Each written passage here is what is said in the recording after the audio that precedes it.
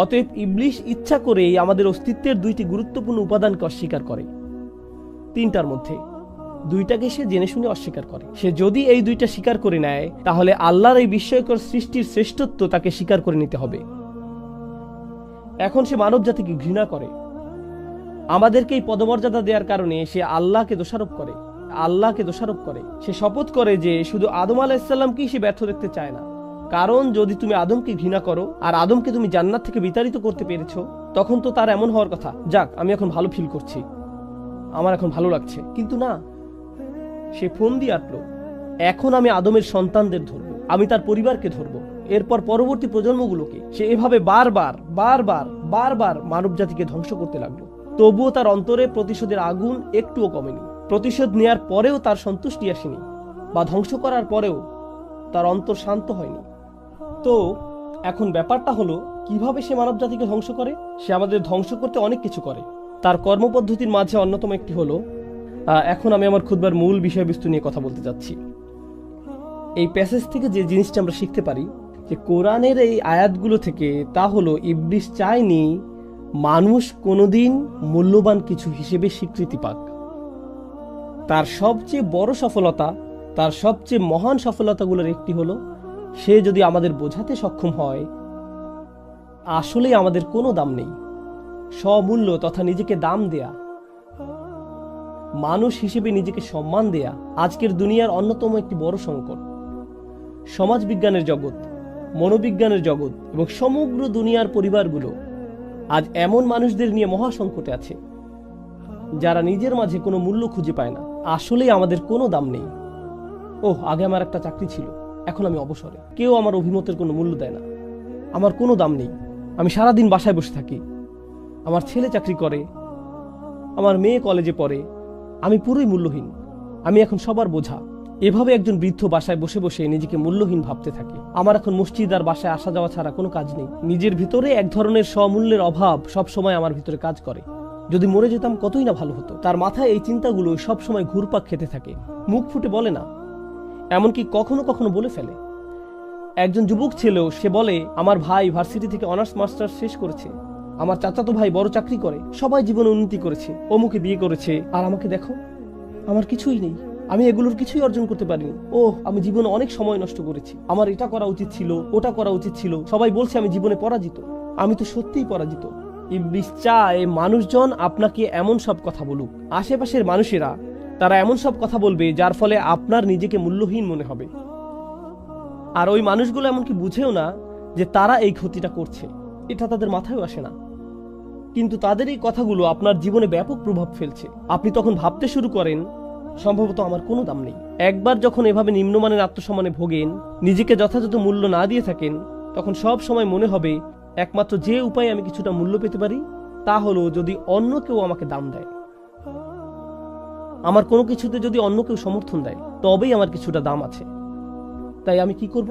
আমি নিজের একটা ছবি তুলব, তারপর সব ফিল্টার অনেকবার পরিবর্তন করে অনলাইনে পোস্ট করব, তারপর অপেক্ষা করব কেউ যদি লাইক দেয় বা লাভ চিহ্ন দেয়, অন্ততপক্ষে মাশাআল্লাহ বা কোনো একটা কমেন্ট। কারণ কেউ যদি দেয়, যাক আমার কিছুটা দাম আছে। আচ্ছা এখন কি করব? আমার তো দাম দরকার, কারণ আমি আবার মূল্যহীন হয়ে পড়ছি। আমি গত 2 দিনে কিছুই পোস্ট করিনি, আমাকে আবার শুরু করতে হবে। আমি আবার নিজেকে মূল্যবান মনে করতে চাই। নিজের মাঝে যদি নিজের মূল্য খুঁজে না পান, তখন আপনি নিজের মূল্য কোথায় খুঁজবেন? অন্য কোথাও, অন্য কারো কাছে। সব সময় অন্য কারো সমর্থনের আশায় থাকেন, সব সময় অন্য কারো প্রশংসার সন্ধানে থাকেন। তুমি তো কিছু বললে না, তোমার কি মনে হয় আমার কি করা উচিত? এই ব্যাপারে তোমার কি মনে হয়? এই ব্যাপারে তোমার কি কি অভিমত আছে? সব সময় আরেকজনের মতামত তালাশ করে বেড়ান, কারণ এছাড়া নিজের কোনো দাম নেই। আবার নিজের ব্যাপারে ভয় পেয়ে যান। আপনার আত্মসম্মান যদি খুব নিম্নমানের হয়, তখন নিজের অধিকারগুলো আদায় করার জন্য সাহস খুঁজে পাবেন না। মানুষ আপনার সাথে অন্যায় এবং অপমানমূলক আচরণ করলেও মনে মনে ভাববেন, আমি তো এমন আচরণেরই যোগ্য, আমি তো এমনিতেই আবর্জনা, এর চেয়ে খারাপ আচরণ পাওয়ার যোগ্য আমি। আরো খারাপ ব্যাপার হলো, ইবলিশ আপনার আশেপাশের মানুষদের কাছে এসে বলবে, তাকে অমুক কথাটা বলো, আমি একটা কুকুরের সাথেও এর চেয়ে উত্তম আচরণ করি, কিন্তু তুমি তো এর থেকে মন্দ আচরণ পাওয়ার যোগ্য, তাই আমার এতটুকু আচরণেও তোমার খুশি হওয়া উচিত, তোমার নিজেকে ভাগ্যবান মনে করা উচিত। বারবার এমন কথা শুনতে থাকলে কি হয়? আপনিও এগুলো মেনে নিতে শুরু করেন, কারণ মানুষ শুরুতে কিছু একটা প্রত্যাখ্যান করলেও যথেষ্ট সময় ধরে এগুলো শুনতে থাকলে এক সময় এর দ্বারা প্রভাবিত হতে শুরু করেন। আপনি তখন নিজেকে ওইভাবে দেখতে শুরু করেন। আপনি তখন শুধু অন্যদের প্রতি নয়, নিজের প্রতিও এক ধরনের ঘৃণা জন্মাতে শুরু করেন।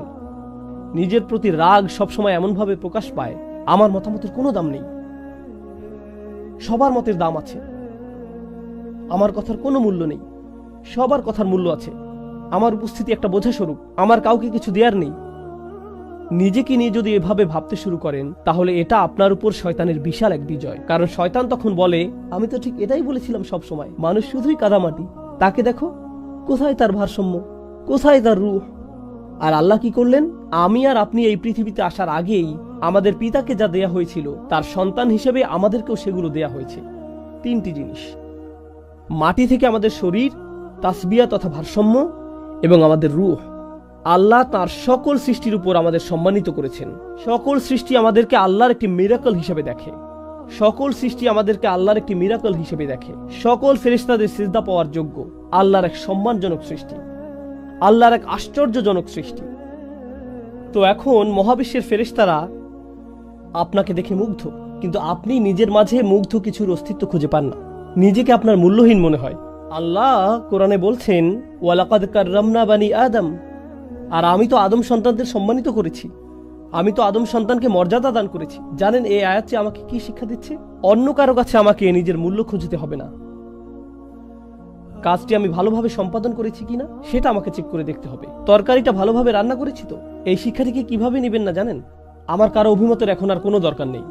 এখন আমি আমার বাসায় যাব আর সব লবণ তরকারিতে ঢেলে দেব, তারপর রান্না করব। রান্নাটা কেমন হয়েছে কারো অভিমতের আমি কোনো পরোয়া করি না, কারণ আল্লাহ আমাকে সম্মানিত করেছেন। আমি এটা বলছি না, আমি কোনোভাবেই এই শিক্ষাটা দিচ্ছি না। আমাদের অবশ্যই পরস্পরের কাছ থেকে সংশোধন দরকার। প্রসঙ্গত, যখন নিজেকে মূল্যবান মনে করবেন, তখন সমালোচিত হলে অপমানিত বোধ করবেন না। যখন সত্যিকার অর্থে নিজেকে সম্মান দিতে শিখবেন, তখন উপলব্ধি করবেন যে কেউ যদি আমার সমালোচনা করে বলে, এই যে ভাই আপনি এটা ভুল বলছেন, আপনার অমুক ব্যাপারটা আরো ভালো হওয়া দরকার, অথবা ওইটা আরো ভালো হতে পারত, তখন তারা আসলে আমার উপকার করছে। আমার কাছে মনে হচ্ছে না যে আমি অপমানিত হয়েছি। কারণ আমার যদি খুব নিম্নমানের আত্মসম্মান থাকে, তখন সমালোচনাকে মনে হয় আমাকে যেন আরো নিচে নামিয়ে দেওয়া হলো। কিন্তু আপন অন্তরে যদি নিজের দাম থাকে, তখন এমন অনুভূতি আর তৈরি হয় না। তখন সংশোধন এবং সমালোচনাকে আপনি সুযোগ হিসেবে দেখবেন, আরো উত্তম হওয়ার একটা সুযোগ। এটাকে তখন আর অপমান মনে হবে না। এটা হলো সমীকরণের একটা দিক। আমরা নিজেদের মূল্য প্রদান করি, কিন্তু ইবলিশের কাছে আরো কৌশল আছে। খুতবার শুরুতে আমি ভারসাম্য নিয়ে কথা বলেছি। আল্লাহ আমাদের যে জিনিসগুলো দিয়েছেন তার মধ্যে একটি হলো ভারসাম্য। কিন্তু বর্তমান বিশ্বে অধিকাংশ মানুষ এখন আর বইয়ের মাধ্যমে নিজেদের শিক্ষিত করে তুলতে আগ্রহী নয়, বই পাঠে বা অধ্যয়নে মনোযোগী নয়। প্রকৃতপক্ষে ভিডিও একটা যদি 30 সেকেন্ডের বেশি হয়, পরেরটা দেখে, সামনে আগাও। জানেন তারা কি বলে? আমি অনেক গবেষণা করেছিলাম। না, তুমি গবেষণা করছো না, তুমি টিকটক চালাচ্ছ, এর নাম গবেষণা নয়। আমি মনোবিজ্ঞান নিয়ে প্রচুর গবেষণা করেছিলাম। না, তুমি করনি। 3 মিনিটের ইউটিউব ভিডিও দেখার নাম গবেষণা না। তুমি কিছুই অধ্যয়ন করনি। কিন্তু আমরা এখন কয়েক সেকেন্ডের শব্দ শোনায় অভ্যস্ত হয়ে গেছি। তাড়াতাড়ি দ্রুত কিছু শিখতে চাই, ফলে কোনো কিছুর বৈধতাও তাড়াতাড়ি চাই। দ্রুত কিছু শিখতে চাই, কোনো কিছুর বৈধতাও তাড়াতাড়ি চাই। এই সমস্ত সোশ্যাল মিডিয়ার পরিবেশে এখন যা হয়, যে একটি বিষয় বারবার চোখের সামনে এসে পড়ে, আত্মানুরাগ, নিজের দাম, আত্মসম্মান, যা নিয়ে আমি এখন কথা বলছি। কিন্তু এই ব্যাপারটা নিয়ে আপনি বাড়াবাড়ি করতে পারেন। তুমি অসাধারণ, তুমিই সেরা, নিজেকে বিশ্বাস করো, তুমি তুমি নাফসুক নাফসুক। আপনিও তখন আমি নিজে, এভাবে নিজেকে নিয়ে আচ্ছন্ন হয়ে পড়ে থাকতে পারেন। কিছু কিছু পিতামাতারা বাচ্চাদের এমন বানিয়ে ফেলেন, তুমিই সেরা, তুমিই শ্রেষ্ঠ, সব সময় তুমিই হলে রাজকন্যা। 4 বছরের ছোট মেয়েকে বলে, তুমি আমার রাজকন্যা, অন্য সবাই অসুন্দর, তুমিই সেরা সুন্দরী। এরপর এই ছোট বাচ্চাটা একটা দৈত্যে পরিণত হয়। স্কুলে গিয়ে বলে, শোনো সবাই, রাজকন্যা চলে এসেছে, সবাই আমার আংটিতে চুমু দাও। এভাবে সে নিজের সম্পর্কে অযথা উচ্চ ধারণা গড়ে তোলে। আমাদের মূল্য, আমাদের দাম আল্লাহর সামনে এমন কিছু যা আমাদের বিনয়ী করা উচিত। আল্লাহ আমাকে এত উচ্চ পদমর্যাদা দান করেছেন, আমার উচিত এই পদমর্যাদাকে কাজে নিয়োগ করা। আপনাদের নিকট একটি উপমা উপস্থাপন করছি। কল্পনা করুন, নিজের উপর কোনো আস্থা ছিল না আপনার, আপনাকে অতটা যোগ্য মনে করেননি, কিন্তু তবু একটা চাকরির জন্য আবেদন করলেন। এমনিতেই আবেদন করলেন, মনে মনে বলছেন, আমি নিশ্চিত ওরা আমাকে নিবে না। কিন্তু ওদের কাছ থেকে একটা কল এলো, ওরা আপনাকে নির্বাহী পদে নিয়োগ দিতে চায়, অনেক উপরের পদে। আপনি তো নিজের সম্পর্কে জানেন, আমি এই চাকরির জন্য মোটেই যোগ্য না। কিন্তু যাই হোক, ওই পদে আপনার নিয়োগ হয়ে গেল। আমি চাই আপনারা এটা নিয়ে চিন্তা করুন। আমি নিজেও চিন্তা করতে চাই, আমার মাথায় তখন কোন চিন্তাগুলো ঘুরপাক খাচ্ছে। আমি কি ভাবছি? হ্যাঁ, বস এসে গেছে, সবাই সাবধান হও, ওইটা আমার চেয়ার। নাকি ভাবছেন আমাকে এত বড় এক পদ দেওয়া হলো, নিজের ভালো চাইলেই তাদের প্রত্যাশা অনুযায়ী আমার কাজ করা উচিত, ব্যাপারগুলো দ্রুত বুঝে নেওয়া উচিত, নিজেকে দ্রুত খাপ খাইয়ে নেওয়া উচিত, যে দায়িত্ব আমাকে দেওয়া হয়েছে একে সম্মান জানানো উচিত, যেন আমি নিজের যোগ্যতা তাদের দেখাতে পারি। অতএব প্রথমে আপনাকে পদমর্যাদা দেওয়া হয়েছে, এমনকি নিজের যোগ্যতার প্রমাণ দেওয়ার আগেই বিশুদ্ধ দৃষ্টিভঙ্গি হবে আমাকে তাদের প্রত্যাশা অনুযায়ী কাজ করতে হবে। ভালো লাগুক বা না লাগুক, আমার জন্য উত্তম হবে কাজে নেমে পড়া। বুঝতে পারছেন? এর উল্টোটা হবে, নিজের যোগ্যতার প্রমাণ না দিয়েই কেউ যদি পদটি পেয়ে যায়, এরপর বলে এখন কি আর কিছু করতে হবে, আমি তো পদটা ইতিমধ্যে পেয়েই গেছি। এখন আমি এমন সবার দিকে নিচু দৃষ্টিতে তাকাতে পারি যারা এই পদ পায়নি। ওরা যেমন বলে, আসলটা বানানোর আগ পর্যন্ত নকলটা দিয়ে চালাও। এটা তো আর এভাবে কাজ করে না, এটা মূলত দাম্ভিকতা সুলভ আচরণ। তো একদিকে আমরা নিজেদের মূল্য প্রদান করি, আল্লাহ আমাদের যে সম্ভাবনা দান করেছেন আমাদের মূলত সেই সম্ভাবনাকে মূল্য দেওয়ার কথা। চেষ্টা সাধনা চালানোর যে সামর্থ্য আল্লাহ আমাদের দান করেছেন, মূলত তাকে আমাদের মূল্য দেওয়ার কথা, পার্থিব উপায় উপকরণ নয়। উপায় উপকরণ তো আল্লাহ যে কাউকে দিতে পারেন, আর এই জিনিসগুলো আসবে যাবে। একমাত্র যে ব্যাপারটার মূল্য আল্লাহর কাছে আছে এবং আমাদের কাছে থাকা উচিত, তা হলো আমাদের প্রচেষ্টাগুলো। ওয়া আল্লাইসা লিল ইনসানি ইল্লা মা সাআ। শেষ বিচারের দিন মানুষের কাছে মূল্যবান কিছুই থাকবে না, শুধু তাদের প্রচেষ্টাগুলো ছাড়া। একমাত্র এটাই। এজন্য ভারসাম্য স্থাপন করতে হবে আত্মবিশ্বাস এবং বিনম্রতার মাঝে। কারণ নিজেকে অতিরিক্ত মূল্যবান মনে করলে তা দাম্ভিকতায় পরিণত হতে পারে, আর অতিরিক্ত বিনম্র হলে ভাবতে শুরু করবেন আমি কেউ না, কিছুই না। আপনাদের এমন একটি উদাহরণ দিচ্ছি যেটা আমি ইসলামী পরিমণ্ডলে দেখেছি। অনেক বছর আগে আমি একটি ভার্সিটিতে গিয়েছিলাম। সেখানে প্রায় কোনো মুসলমান ছিল না। 5-6 জন মুসলিম যুবক ছাত্র উপস্থিত হলো। ধরুন 100 মাইলের মধ্যে কোনো মসজিদ ছিল না, এজন্য তাদের নিজেদেরকে জুমার নামাজের আয়োজন করতে হয়েছিল। এই 5 জন তরুণকে, তাদের মাঝে একজন ছিল হাফেজে কোরআন। স্পষ্টত তার উপরে দায়িত্ব এসে পড়লো প্রস্তুতি নেওয়ার, কিছু শেখা, যেন খুতবা দিতে পারে এবং নামাজের ইমামতি করার। কিন্তু সে করবে না, সে রাজি হলো না। জিজ্ঞেস করা হলো, কেন তুমি খুতবা দিতে চাও না? ভাই, আমি কিছুই জানি না, আমি শুধু একজন ফকির। আমি জানি আল্লাহর সামনে আমি খুবই মূল্যহীন। আমি কিভাবে মিম্বারে দাঁড়াবো যেভাবে রাসূলুল্লাহ সাল্লাল্লাহু আলাইহি ওয়াসাল্লাম দাঁড়াতেন, কারণ আমি জানি আমি এমনকি ওলামাদের পায়ের ধুলোর সমানও নই। এভাবে সে বিনম্রতা নিয়ে বিশাল এক বক্তব্য দেওয়া শুরু করলো। কিভাবে না না না, আমি কিছুই না, আমার দাম নেই, আমি একটা অপদার্থ। আমি বললাম, আমি জানি তুমি একটা অপদার্থ, কিন্তু তবুও ব্যাপারটা হলো তুমি যদি এটা না করো, এই ছেলে ইংরেজিতে নামাজের ইমামতি শুরু করবে। সে হাত তুলে বলবে গড ইজ গ্রেট, এরপর সে এইভাবে পড়াবে। তাই তোমাকে এগিয়ে আসতে হবে ভাই। তুমি এমন একটা পরিস্থিতিতে পড়ে গেছো, এর সাথে অহংকারের কোনো সম্পর্ক নেই। তুমি আত্মবিশ্বাসের প্রয়োজন আর অহংকারের মাঝে একটা তালগোল পাকিয়ে ফেলেছো। এখন আত্মবিশ্বাস প্রদর্শনের সময়, কিন্তু অতিরিক্ত আত্মবিশ্বাস আবার সমস্যা তৈরি করবে। মনে করুন সে খুতবা দেওয়া শুরু করলো, আর কেউ এসে বলল, ভাই এ সপ্তাহে একজন আলেম খুতবা দিবেন। সে তখন, উনি কেন আমার স্থান দখল করে নিচ্ছেন? আমি খুতবা দিতে ভালোবাসি, ওনাকে কেন আমার জায়গা দিতে হবে? তাকে কি শনিবারে খুতবা দিতে বলতে পারো না? আমি জানি না বিকল্প আছে কিনা, কারণ আমি প্রধান স্টেজে থাকতে থাকতে অভ্যস্ত হয়ে গেছি। এটা হলো অহংকার। অতএব একদিকে আছে আত্মবিশ্বাস, অন্যদিকে আছে বিনম্রতা। এ দুটোর মাঝে ভারসাম্য প্রতিষ্ঠিত হতে হবে। আল্লাহ আজ্জা জাল্লাহ ঠিক এটাই বর্ণনা করছেন, যে মানুষের বিস্ময়কর গুণগুলোর মাঝে এটা হবে অন্যতম। আল্লাহ আমাদের ভেতর এটা স্থাপন করে দিয়েছেন। একদিকে আছে আধ্যাত্মিক জগৎ, অন্যদিকে আছে বস্তুগত জগৎ। একদিকে আছে আত্মবিশ্বাস, অন্যদিকে আছে বিনম্রতা। উভয়ের মাঝে আছে তাসবিয়া। সব সময় এক প্রান্তে আল্লাহ উল্লেখ করছেন কাদামাটির কথা, আর অন্য প্রান্তে রূহের কথা, দুইটি বিপরীতমুখী বৈশিষ্ট্য। আর ঠিক মাঝখানে তিনি ভারসাম্যের কথা উল্লেখ করছেন, ফাইদা সাওয়াইতুহু নাফাখতু ফীহি মির রূহ।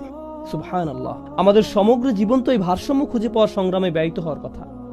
সত্যিকারের মূল্য আমাদের নিজেদের ভিতরে, যেন আমরা অন্য মানুষের মাঝে এটা খুঁজে না ফিরি, বস্তুগত জিনিসের মাঝে খুঁজে না ফিরি, সোশ্যাল মিডিয়ার পোস্টের মাঝে খুঁজে না ফিরি, বা এঙ্গেজমেন্ট বা ফলোয়ারের মাঝে। আমরা নিজের মূল্য নিজের পরিধেয় বস্ত্রের মাঝে না খুঁজি। আমরা যেন মূল্য খুঁজি আমরা আল্লাহ আজ্জা ওয়া জাল্লাহকে কি কি দিতে পারি তার মাঝে। আপনি যদি একজন বৃদ্ধ মানুষ হয়ে থাকেন বা অবসরপ্রাপ্ত হয়ে থাকেন, আর আপনার মনে হয় পৃথিবীকে দেওয়ার মতো আপনার কিছুই নেই, এভাবে চিন্তা করা বন্ধ করুন। আমাদের প্রত্যেকে এই দুনিয়া থেকে বিদায় নেওয়ার দিন পর্যন্ত একজন শিক্ষার্থী। এমন কোনো বয়স নেই যে বয়সে ধর্মীয় শিক্ষা অর্জন বন্ধ করতে হবে। আপনি যত বেশি শিখবেন তত বেশি নিজেকে সমৃদ্ধ করবেন, আর নিজে যত বেশি সমৃদ্ধ হবেন প্রকৃতিগতভাবে আপনার চারপাশের দুনিয়াও এতে বেশি সমৃদ্ধশালী হয়ে উঠবে। আরো বেশি প্রজ্ঞা আপনি পৃথিবীকে দিতে পারবেন। এক ব্যক্তি, শেষ এই বিষয়টাই আজ আপনাদের সাথে শেয়ার করব। আমার পরিচিত এক ভদ্রলোক সম্প্রতি মারা গেছেন, এক বয়স্ক লোক। তিনি বহু বছর পূর্বে চাকরি থেকে অবসর নিয়েছেন, এরপর নিজের ঘরেই থাকতেন সবসময়। তিনি তার সমগ্র দিন অধ্যয়ন এবং জ্ঞান অর্জনে, অধ্যাবসায় এবং শেখার কাজে ব্যয় করতেন। যখন তিনি পরপারে চলে গেলেন, তার সন্তানেরা, তার তো আর চাকরি ছিল না। যদি ওনার দিকে দুনিয়াবী দৃষ্টিতে তাকান, উনি ছিলেন পরিবারের জন্য অর্থনৈতিক বোঝা স্বরূপ। তাকে নিয়ে আমরা কি করব, কে তার যত্ন নিবে। কিন্তু পক্ষান্তরে উনি যখন মারা গেলেন, ওনার ছেলে মেয়েরা, ওনার নাতি নাতনিরা, তারা সবাই ওনার কোন কোন ব্যাপারগুলো স্মরণে আনত, যে বিষয়গুলো তিনি পড়তেন এবং সবার সাথে শেয়ার করতেন, যে প্রজ্ঞাপূর্ণ কথাগুলো উনি শেয়ার করতেন, জ্ঞানের এই ছোট ছোট কথাগুলো।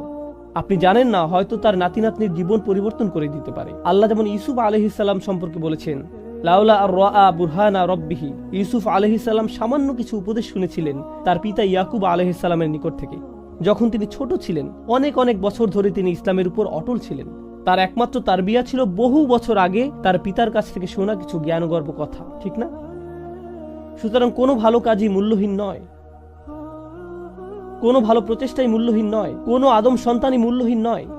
নিজের মাঝে নিজের মূল্য তালাশ করুন, যা আল্লাহ আপনাকে ইতিমধ্যে দান করেছেন। আল্লাহ আজ্জা জাল্লা আমাদেরকে নিজেদের মূল্য বুঝতে সাহায্য করুন, নিজেদের দাম উপলব্ধি করতে সাহায্য করুন, এবং শয়তানকে যেন সুযোগ না দেন আমাকে আপনাকে এমন কেউ হিসেবে দেখার যে মূল্যহীন, অযোগ্য, বা এমন কেউ সবাই যাকে মারিয়ে যাবে অথবা কষ্ট দিবে। আমাদেরকে এই আত্মঘৃণা বন্ধ করতে হবে, এবং আল্লাহ যেন এই সমূল্যের চেতনাকে কখনোই অহংকারে পরিণত হওয়ার সুযোগ না দেন। বারাকাল্লাহু লি ওয়া লাকুম ফিল কুরআনিল হাকিম ওয়া নাফা'নি ওয়া ইয়্যাকুম বিল আয়াতি ওয়া যিকরিল হাকিম।